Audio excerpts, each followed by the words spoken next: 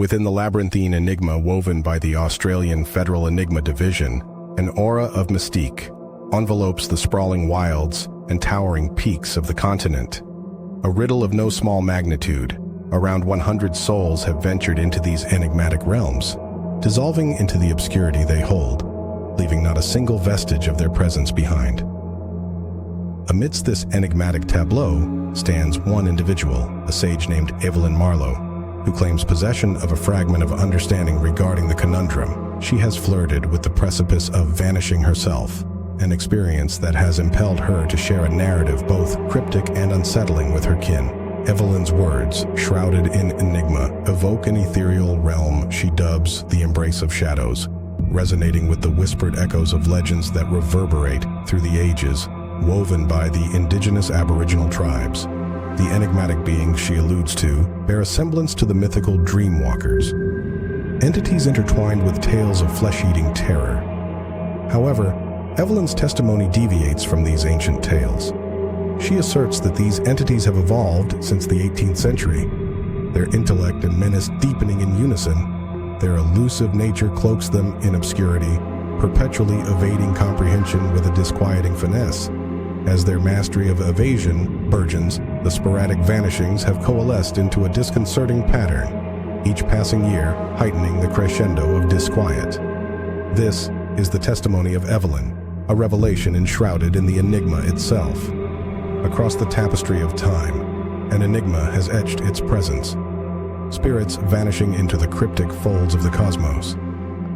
Yet, our gaze fixates upon the expansive canvas of Australia, a fixation that solidified around the 1930s, casting its spotlight upon the rugged terrains and towering pinnacles. Here, individuals dissolve into the enigma, forsaking all traces, their existence but an echo fading into the corridors of history. This silence underscores the enigma, hinting at the obscured magnitude of the phenomenon. Conceivably, countless more have slipped into the abyss, their identities unrecorded, their stories interwoven with the strands of the unknowable. Amidst the symphony of 1930, a solitary note resounds, the chronicle of Evelyn Thorne, a 300-year-old melody entwined with the hushed rhythm of an Australian settlement known as Luminora. Against the backdrop of scarcity, life unfolds, a dance with want, where sustenance is as rare as hope, and provisions scarcer still. In this tale, I traverse the pages, an expedition every week into the unforgiving expanse, scavenging for nature's providence. On a scalding Saturday in July, the sun blazes with unrelenting intensity, scorching both land and firmament, a summer more blistering than memory dares to recall. Devoid of cooling comfort, perspiration, and thirst, cling with unyielding tenacity, the faithful companions of my arduous journey.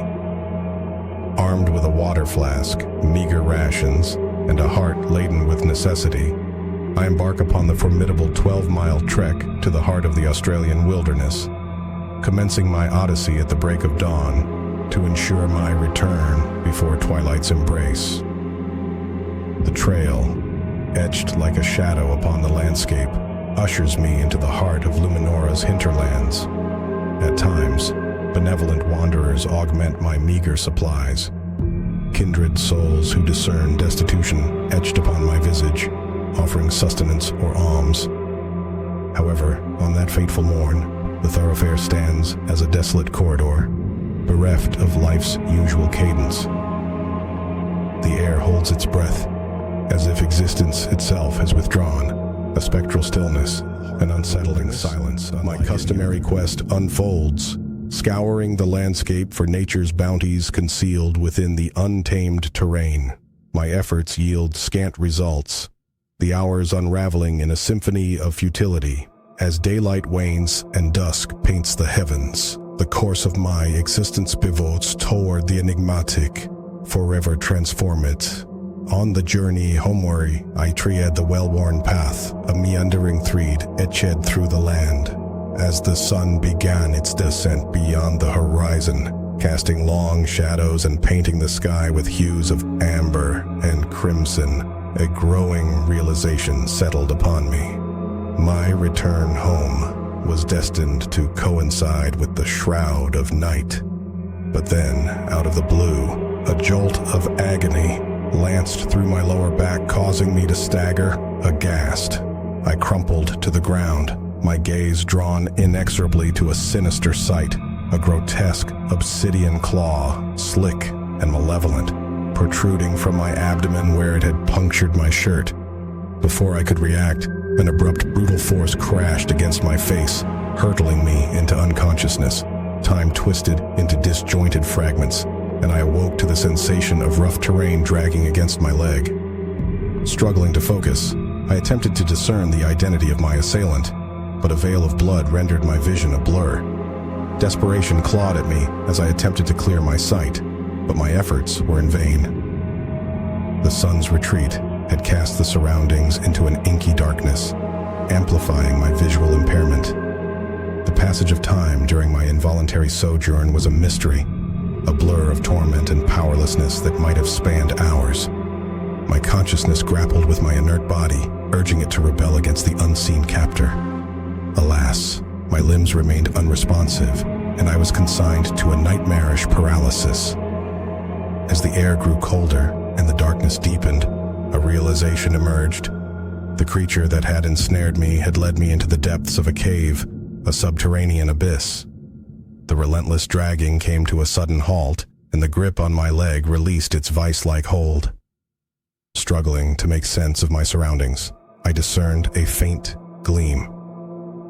The faint vestige of a dying fire, casting wavering shadows. My attempts to move were met with frustration as my body remained in thrall to an invisible captor. The fire dwindled further until darkness enveloped the cave, plunging me into an abyss of uncertainty. The acrid scent of decay hung in the air, and I willed myself to remain motionless, awaiting the tentative light of dawn to provide clarity. The hours stretched on, each moment pregnant with dread, each second an eternity of apprehension. It was within this purgatorial stretch of time that fear clung to me most fiercely. The fear of the unknown, the terror of what might manifest. Finally, the first timid rays of sunrise breached the cave's mouth, casting feeble fingers of light that dispelled the shadows. My vision, still distorted, struggled to process the scene. Steeling myself, I rose from my prone position, surveying my surroundings with caution. The cave's recesses held two indistinct shapes, accompanied by a grim assembly of lifeless forms. The putrid stench of decomposition tainted the air, a stark reminder of the grim fate that had I embarked on an exit strategy, mindful of the potential lurking threats. My steps were measured, each footfall calculated to avoid unseen pitfalls and dangers. Emerging from the cavern's maw, I treaded cautiously, my senses attuned to the terrain's treacherous mysteries, a labyrinth of heights and precipices that demanded my utmost vigilance. I could sense my way through the darkness, relying on vague shapes and shadows to guide me. Hours and hours seemed to blend together as I traversed numerous rugged peaks and crossed countless rivers, each step a testament to my determination. Eventually, my journey led me to a dirt road, and there, in the midst of my exhaustion, I collapsed onto the road's gritty surface, surrendering to unconsciousness. My awakening came in a sterile environment, surrounded by a team of nurses and two attentive doctors. As my vision cleared, their voices pierced the fog of my mind. "Can you hear us?" "What's your name?" they inquired urgently as they tried to rouse me. Slowly regaining my senses, I offered my name in response. Their questions turned to the events leading up to my discovery on the dirt road and the grievous wound that had torn through my lower back, a wound that, they explained, narrowly avoided critical organs, sparing me from more dire consequences. In those critical moments, I hesitated, weighing the decision of whether to reveal the complete truth of my harrowing ordeal. In the end, I chose to keep the depths of my experience hidden, instead sharing a fabricated tale. I recounted how I had been foraging for sustenance and became disoriented, ultimately impaling myself on a log. Yet, the most astonishing revelation awaited me. the location of my recovery. I had been found in White Clay, a city in Nebraska, approximately 50 miles from the Badlands where my journey had started. To further confound my understanding, they informed me that I had been discovered in the Nebraska National Forest, a staggering 17 miles away from the point where I last remembered being. The shock of this revelation resonated through me, my ears ringing with disbelief as the world around me seemed to blur. The dissonance between my memories and my newfound location left me speechless, and I withdrew into my thoughts. It was difficult to fathom how I had ended up so distant from my initial starting point.